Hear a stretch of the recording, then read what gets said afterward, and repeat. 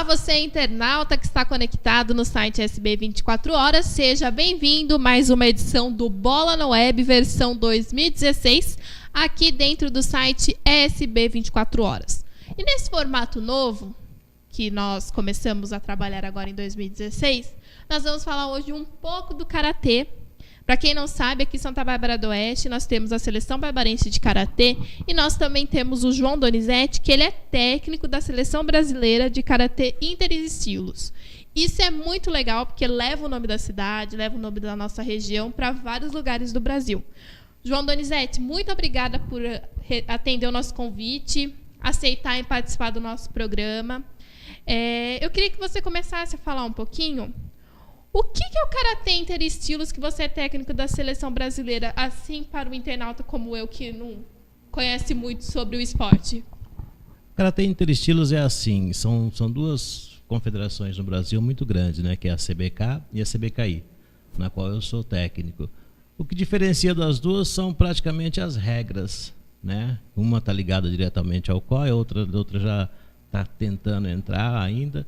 É basicamente as regras, é o que diferencia as duas. E essa categoria, ela disputa os Jogos Olímpicos? Ela já é uma categoria que é reconhecida pelo COI? Olha, o Karatê ele está lutando para ver se entra em 2020 nas Olimpíadas. Existe uma campanha bem grande para isso, existe uma unificação do Karatê em si, porque o Karatê ele existe em várias, vamos colocar assim para que o público possa entender, várias modalidades diferentes dentro do Karatê. E isso até hoje impediu muito que o Karatê entrasse como um esporte olímpico nos Jogos. E a partir do momento que o pessoal começou a entender como é que a diretoria lá em cima realmente quer que seja o esporte, eles estão se adaptando a isso. Então eu acredito que para 2020 está vindo com uma força grande, com uma votação grande para ser esporte olímpico. E qual que é a diferença principal de regras, de golpes do Karatê para o judô? É assim, o judô já é mais para colocar no chão, né? Ver quem consegue colocar o outro no chão. E já o karatê é mais para ficar para o público bem entender bem, é mais chute e soco. E o karatê é mais, o judô é mais colocar no chão e ver quem joga o outro no chão e pontua. Tá? Mas as duas são co-irmãs, são artes bem similar na maneira de se disciplinar os alunos, inclusive os dois mestres que inventaram esses esportes, eles davam aula na universidade juntos, os dois. Então são esportes bem parecidos na maneira de se aprender, na formação dos alunos, né? Mas os golpes são esses. É que os golpes do judô é baseado em quedas, né? Tombos, e o karatê chute e soco. Tem o ippon também, tem falta. Quais são as regras principais do karatê? Então, o karatê, como no judô, tem o ippon, só que no judô o ippon já termina a luta. No karatê não, temos que ter mais ippons para eliminar uma luta. E as faltas existem diferente, né? E no karatê nós temos muito em competição, que no judô não tem, é a competição individual de kata, onde o atleta ele faz uma luta imaginária com vários adversários, né? E também existe isso nas competições, e é uma das modalidades que o pessoal está lutando também para que se entre nas Olimpíadas, porque nós temos o karatê nos Jogos Pan-Americanos, porém a modalidade kata não entra, só entra a luta, né? Tá certo. Você é ex-atleta de karatê? Olha, eu fui ex-atleta de karatê há muito tempo. Eu disputei por Americana muitos anos. Depois eu vim para Santa Bárbara. Aqui em Santa Bárbara eu consegui alguns títulos de jogos regionais, jogos abertos. Inclusive nos jogos abertos, a última medalha masculina de karatê quem trouxe fui eu, dos jogos abertos. Então já lutei um pouquinho também no karatê também. E o que fez você escolher o karatê, adotar o karatê como seu esporte e depois agora se tornar técnico? É uma coisa muito mágica, né, essas coisas na vida da gente. Não dá pra você falar assim que eu programei assim. Não é programado. As coisas vão acontecendo. Eu entrei no karatê porque eu achava que era legal, que eu queria fazer um esporte e meus primos faziam, e eu entrei naquela coisa de moleque, de criança. Eu vou aprender a lutar como todos entram hoje em dia. Vou aprender a lutar, vou aprender a me defender. E depois você vai agregando valores em cima disso, né? Você vai vendo que essa primeira ideia que você tem de entrar no esporte de karatê para lutar, para fazer, né, para ser o melhor da turma, isso vai sendo eliminado com o tempo. E aí você vai passando dentro de um esporte amador a se profissionalizar. E foi o que foi acontecendo comigo. Aos pouquinhos eu fui me profissionalizando dentro de um esporte amador, eu fui vendo como é que que aquilo poderia me ajudar. E aconteceu de um dia eu me transformar. Eu falei assim, não, eu quero dar aula disso. E apareceu a oportunidade, comecei a dar aula, comecei a ganhar algumas competições. E depois, ganhando competições, o pessoal me colocava como capitão da seleção. Nós viajamos para bastante países já, disputando.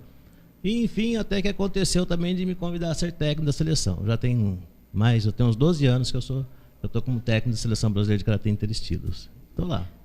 Isso é muito bom, né? E agora vamos voltar aqui um pouquinho mais próximos.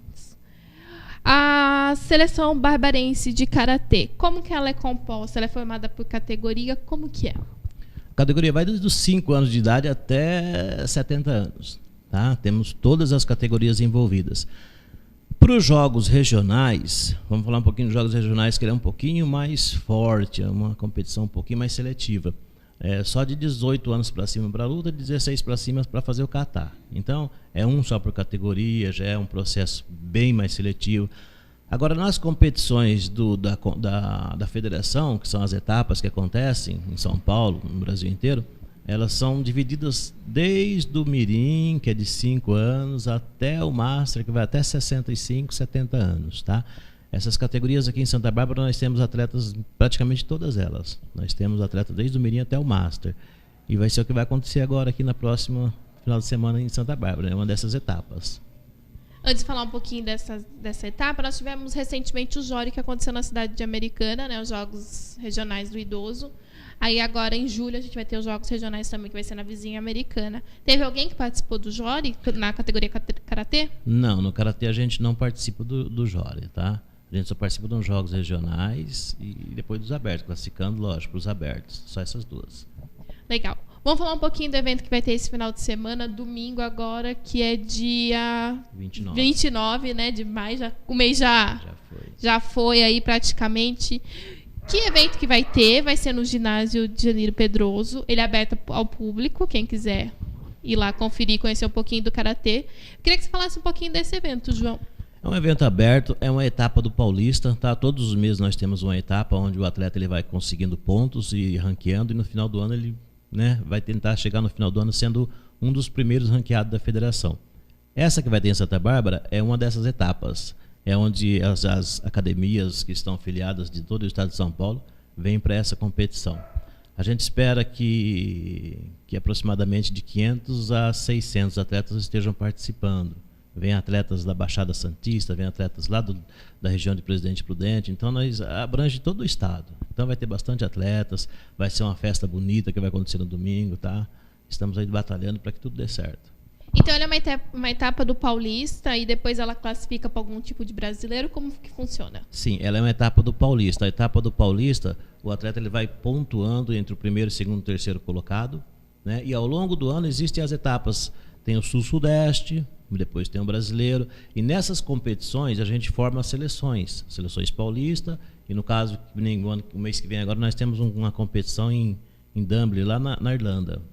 E essa competição, a gente usa esses rankings dos estados para ver quem que vai competir, para poder formar a seleção brasileira, no caso.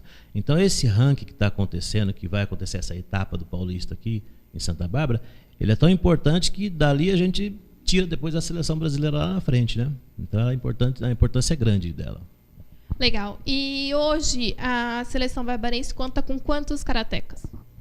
A seleção barbarense, vamos falar assim, ó, a nível de Brasil, na seleção brasileira de Karatê Interestilos, nós temos 2 atletas que estão sempre presentes na seleção brasileira, que é a Caroline Passos e a Júlia Franciele.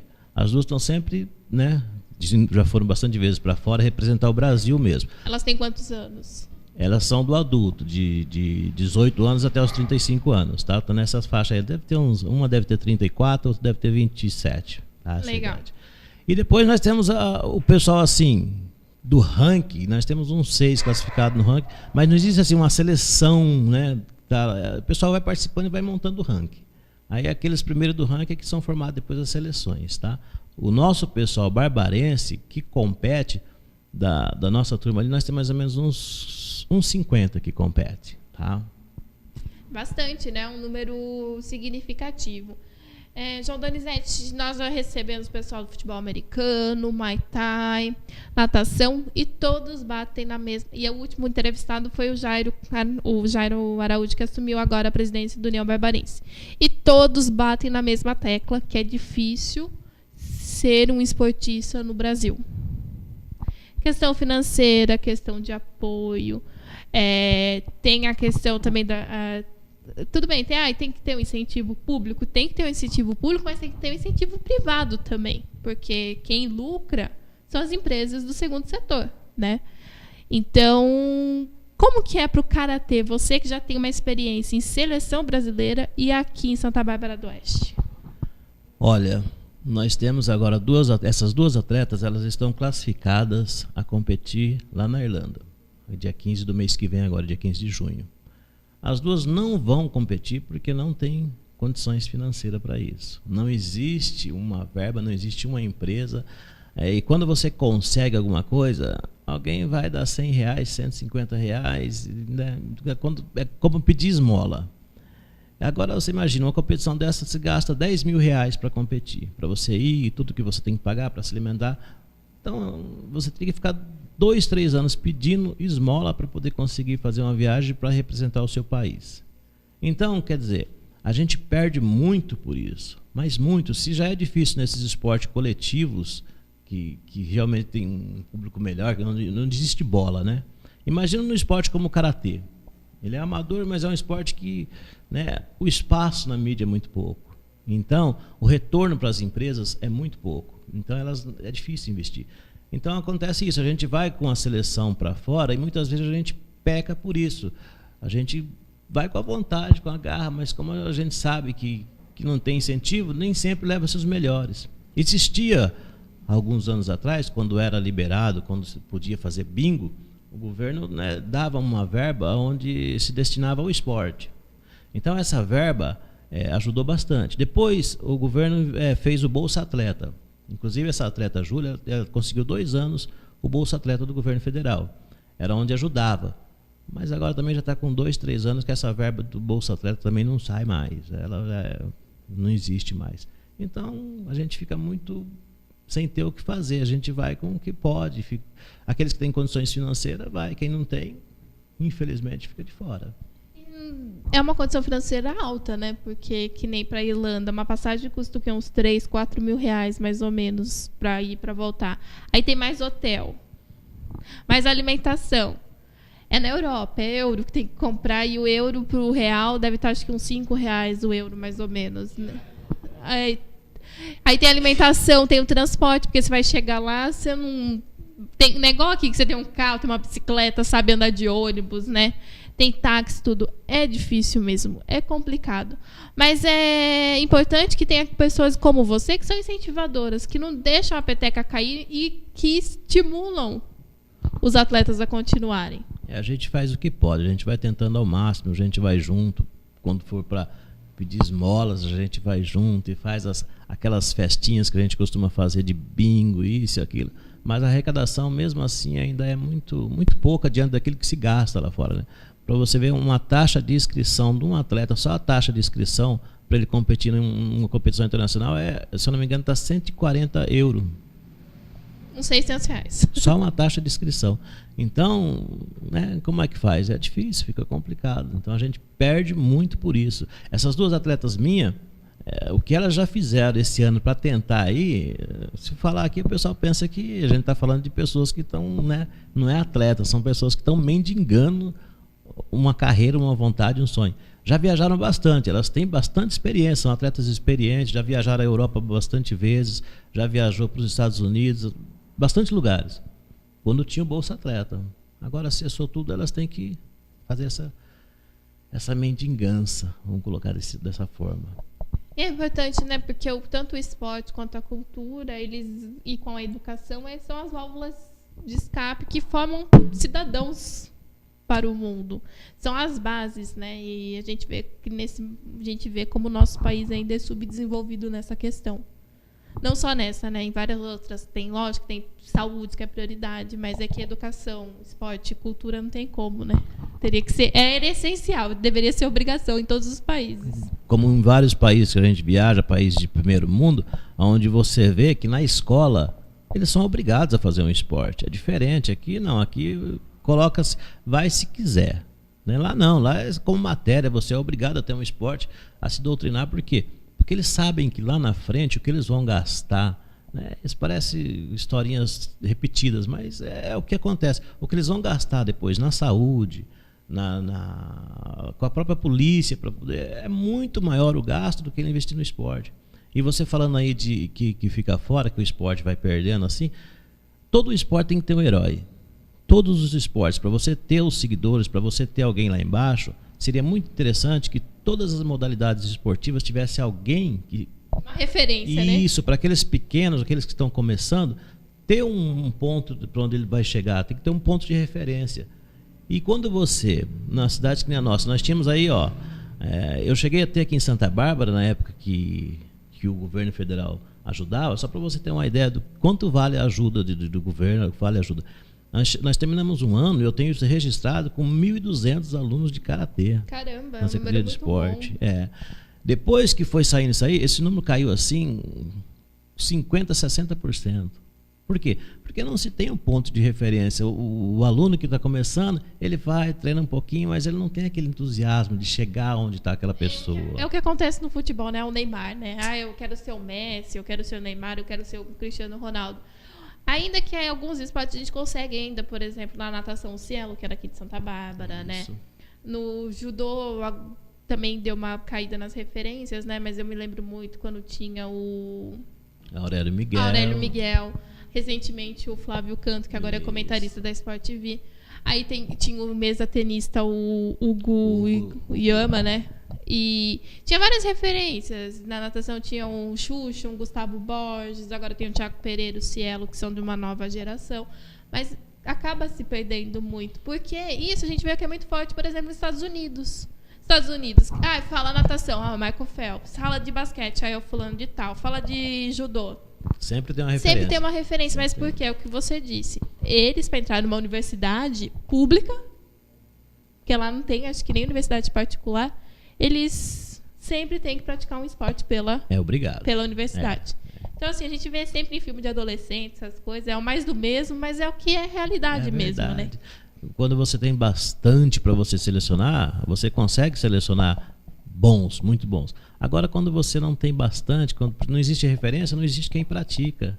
Quando não existe quem pratica, um exemplo simples é o judô. O que está acontecendo com o judô hoje, das medalhas que se consegue, foi o Aurélio Miguel que começou a trilhar isso aí lá atrás. Então, ele, né, como ele começou numa arte marcial que foi a única que tinha na época em Olimpíadas, cresceu-se muito o judô por causa disso, por causa que tinha um ponto de referência onde os pais queriam ver o filho parecido com o Aurélio. Era isso que os pais... Eu sou amigo do Aurélio, eu conheço ele. Então era isso que os pais queriam. Entendeu? Foi isso que foi acontecendo e virou esse monstro que é o judô no Brasil hoje. E hoje nós temos, acho que no judô, na categoria feminino, mais referência, né? Uma Sara Menezes, uma Mayra Guiar, a menina lá de Atibaia, nossa, fugiu o nome dela. A Brígida, a Natália Brígida, que agora começou numa crescente também, que ela foi bronze no Pan-Americano e agora que começou a ganhar espaço também. E é isso, né? O Arthur Zanetti na ginástica, né, artística. A Daniela Hipólito, que ganhou agora, que ela também já está há um tempo já, né? A Daniela já é mais velhinha na categoria, mas ela ganhou agora uma medalha esse final de semana, então... É a tiazinha que vai trazendo... Exatamente, porque não tem uma outra. Não formou mais uma ginasta. Foi a época dela, da Daiane dos Santos, aí vieram as meninas, a Jade Barbosa lá, a Laís, que infelizmente, por motivos de força maior, sofreu um acidente e não consegue mais estar se recuperando bem, que foi a última notícia que eu li dela, foi que ela conseguiu começar a mexer voltar com alguns movimentos, né? Infelizmente ela teve que deixar o esporte, mas é que não se formou mais uma ginasta, né? Para ginástica artística, ginástica olímpica. Então, o problema do esporte individual é isso, né? Que o investimento não é igual. Por mais que você vê aí uma Daiana, que você vê todo esse pessoal se despontando, mas não é como um esporte coletivo que existe bola, o vôlei, um basquete. Porque o vôlei, né, tinha a época do Tandy.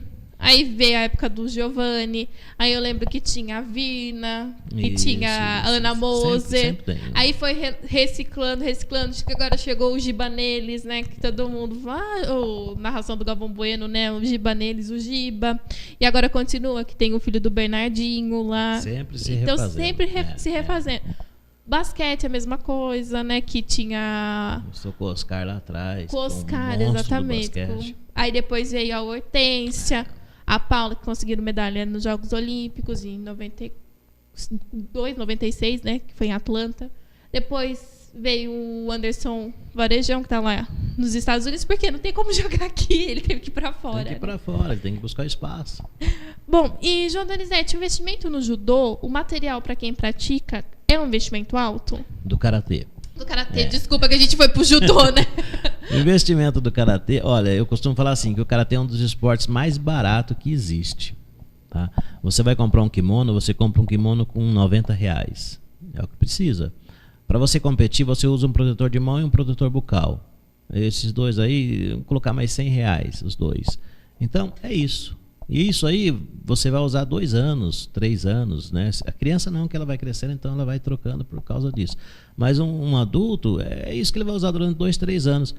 Se você for jogar futebol, tu fala, mas futebol é um esporte muito barato. Você vai comprar uma chuteira... Cada 6 meses, né? Dura, e não é tão barato. Então, ciclismo. Uma bicicleta é horror. Então, é quase um carro, né? Então se torna um esporte barato, né? Se torna um esporte barato, mas na hora que chega, que você se desponta, você fica preso porque você não tem condições de viajar para fazer as competições. Exatamente. E tem a graduação, assim como no judô, a troca de faixa, como que funciona? É a mesma filosofia, a mesma maneira de graduar. Começa-se da branca, depois vai subindo até chegar na preta. É onde começa realmente a aparecer o atleta que estava escondido dentro daquele menino que começou a treinar. Chegou na preta, ele parece que é como uma planta. Você tem o botão, depois que abre, você vai ver a lindeza que existe. Até então você vai vai amarrando, né? E vai naquela conquista, né? Parece que é mágico, né? A responsabilidade de você colocar uma faixa preta na cintura parece que, pronto, agora ele vai. Agora você sabe o que vai acontecer. Muito legal. Então vamos fazer o convite para você que está nos acompanhando, quiser ir dar um pulo lá no ginásio de Janeiro Pedroso, só comparecer domingo agora dia 29, a partir de que horas? A partir das 9 horas da manhã é o desfile. Vai ter um desfile, que legal. E depois começa a competição, que é uma etapa do Paulista que vai acontecer aqui em Santa Bárbara do Oeste, que é bem legal para quem quer conhecer o karatê. Fica o convite, a mãe, o pai que quer levar a criança também. Olha que legal, filho, esse esporte de competição, que o filho quer fazer um esporte, ainda não se encontrou. Fica a oportunidade para vir participar do evento. É gratuito, né? É gratuito. A Secretaria de Esporte está dando uma força muito grande, está fazendo tudo possível para poder acontecer do melhor possível nessa competição.